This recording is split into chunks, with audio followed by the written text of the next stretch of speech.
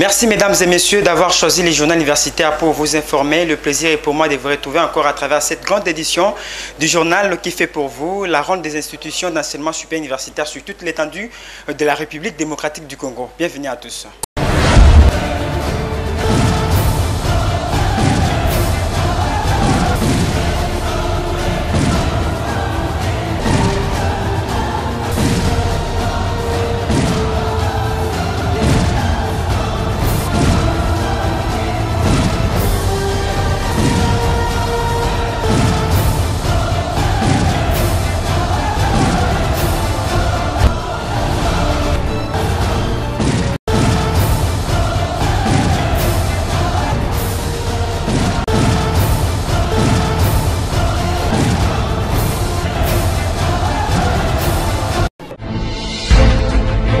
Au-delà des camps, enjeux de l'inclusion des réfugiés et populations déplacées dans les communautés d'accueil, c'est le thème principal autour duquel les experts ont réfléchi dans un colloque organisé par le Centre de documentation de l'enseignement supérieur universitaire et de la recherche scientifique à Kinshasa. C'est sûr que l'objectif de ces assises était d'engager des discussions pour l'amélioration des processus et des conditions d'inclusion des populations dans les communautés d'accueil. Suivez. Réunir les décideurs politiques, des gestionnaires et des chercheurs au sujet du phénomène des populations réfugiées et déplacées en République démocratique du Congo, c'est l'objectif majeur de ces colloques organisés par les centres de documentation de l'enseignement supérieur, universitaire et de la recherche à Kinshasa, CDSURC, en partenariat avec la Commission nationale pour les réfugiés, placée sous le thème « Au-delà des camps », enjeu de l'inclusion des réfugiés et populations déplacées dans les communautés d'accueil.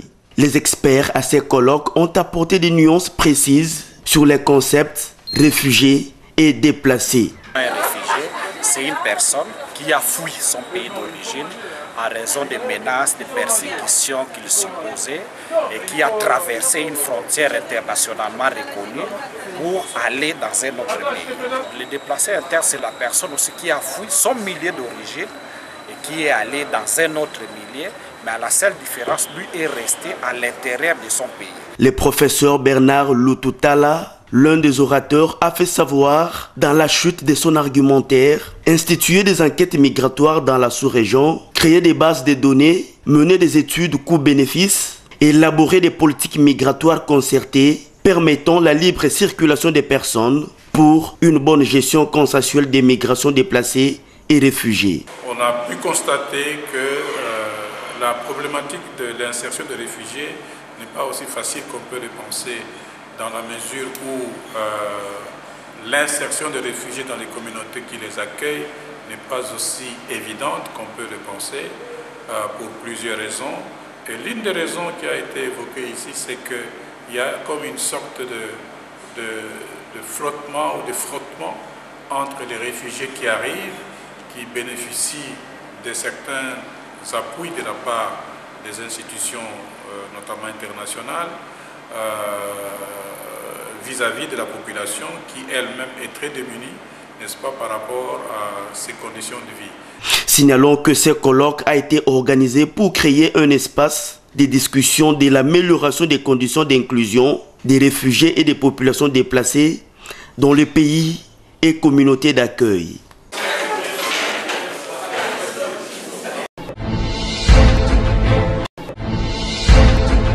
Rendons-nous à l'Université pédagogique nationale où la faculté des pédagogies et didactiques des disciplines a organisé une conférence placée sur le thème « L'intégration de la recherche de l'enseignement ». Ces assises avaient pour objectif de montrer aux scientifiques l'importance capitale de la recherche dans l'enseignement. Georges Ndilombi. Tout a commencé par le mot de bienvenue du recteur de l'Université pédagogique nationale, le professeur Simon Massamba Nkaziangani. Dans ce mot, il a fait savoir que l'organisation des colloques, conférences, journées scientifiques pour un échange entre les scientifiques à l'UPN, c'est l'une des priorités de son comité directeur afin de redynamiser la recherche scientifique, la formation des enseignants et étudiants.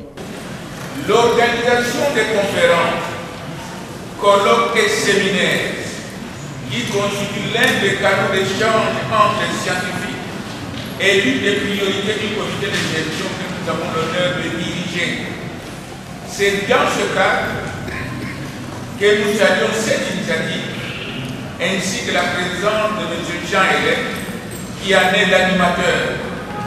Après la présentation de la faculté de pédagogie, de didactique et des disciplines par son doyen, le professeur Ndandoula, le conférencier du jour, a expliqué que la recherche et l'enseignement marchent de pair et se soutiennent, car enseigner, c'est promouvoir la recherche. D'où les enseignants et étudiants doivent se disposer à la recherche tous les jours pour devenir plus compétents. Je voudrais simplement encourager les scientifiques de penser comment ils peuvent intégrer les étudiants dans leur recherche. Ça pourrait marcher.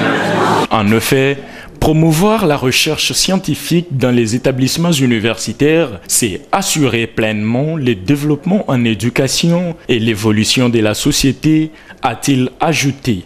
Un débat de haute facture scientifique a sanctionné ces assises. Quittons l'Université pédagogique nationale pour nous rendre à l'Université libre de Kinshasa où la faculté de médecine avait également tenu une conférence placée sur les thèmes « La femme des valeurs, dénoncée, planifiée pour réussir ». L'objectif de cette conférence était de sensibiliser la femme à prendre conscience de soi et à s'intégrer au développement de la société. Nono Foutila et Asmine Oumba étaient là pour le compte du journal universitaire. À côté du thème international, penser équitablement, bâtir intelligemment, innover pour les changements. Les étudiants de la faculté de médecine de l'Université libre de Kinshasa ont à leur tour réfléchi sur les thèmes femmes des valeurs, dénoncées, planifiées pour réussir. Dans son argumentaire, l'oratrice a commencé par définir les genres parce qu'il s'agit de l'homme et de la femme. Selon elle, les genres est une approche qui vise à réduire les inégalités sociales, politiques, économiques et culturelles entre les hommes et les femmes. Il relève les injustices, les discriminations qui sont tolérées, voire encouragées au sein d'une société. Il faut qu'ils se donnent une responsabilité. Par exemple, ils peuvent se dire, moi l'homme, je vais te rappeler chaque fois les rendez-vous, je vais t'accompagner, je vais te donner l'argent pour que tu utilises une méthode de planification familiale. Donc, il doit y avoir ce dialogue-là au niveau de la famille. La deuxième intervenante a abordé la question relative à la planification familiale. Chez la mère, la planification familiale permet de réduire les taux de mortalité. Il faut signaler que cette activité a été organisée dans le sens de sensibiliser la femme à apprendre conscience de soi et de s'intégrer au développement de la société. La communication pour le changement social, je crois que la plupart, j'entends quelqu'un qui en parle, c'est que vous êtes au courant, c'est très bien.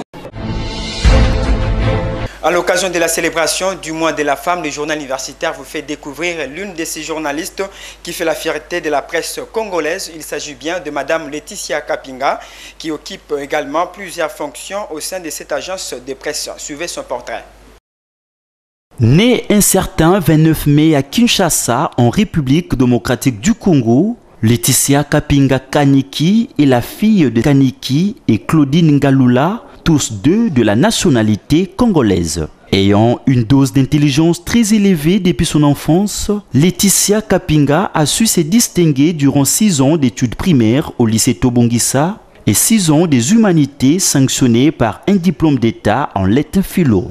Elle a connu également un parcours académique élogieux à l'Institut facultaire des sciences de l'information et de la communication IFASIC où elle y est ressortie licenciée en communication des organisations avec la mention distinction. Femme compétente et intègre dans la société, Kapinga Laetitia s'est dit fière d'être femme car une femme est une vie.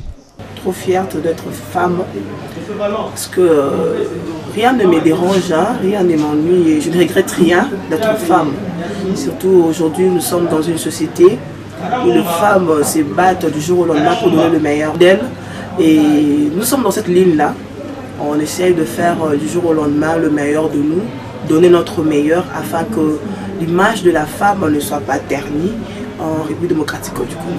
Après son passage professionnel dans des différentes chaînes de télévision et radio de la place, notamment OpTV, CCVV, JJM, Laetitia Kapinga, spécialiste en marketing et relations publiques, et en séjour, journaliste, reporter et présentatrice au journal universitaire, où, grâce à ses compétences énormes, a gagné la confiance de son chef en occupant la fonction de chargé de marketing et commercial au sein de cet organe de presse. Conformément au règlement d'ordre intérieur qui régit les 10 journaux, Madame Kapinga prend toujours soin de signaler sa présence une fois arrivée au lieu de service avant de regagner son bureau.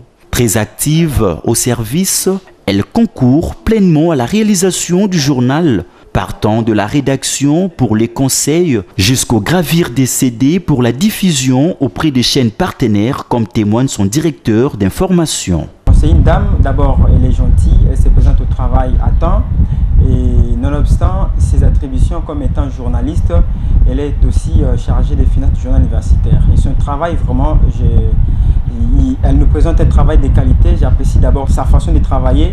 Elle n'a aussi jamais été complexée, hein. Vraiment, s'il faut travailler, elle travaille comme il se doit. Caractérisée par une vie très sociale, chrétienne, modèle et dynamique par le travail, que ce soit à domicile ou dans le milieu professionnel, Kaniki Laetitia ne cesse de conscientiser la femme congolaise à sortir de son ignorance et sa faiblesse en vue de penser équitablement, bâtir intelligemment et innover pour un changement total de la République démocratique du Congo.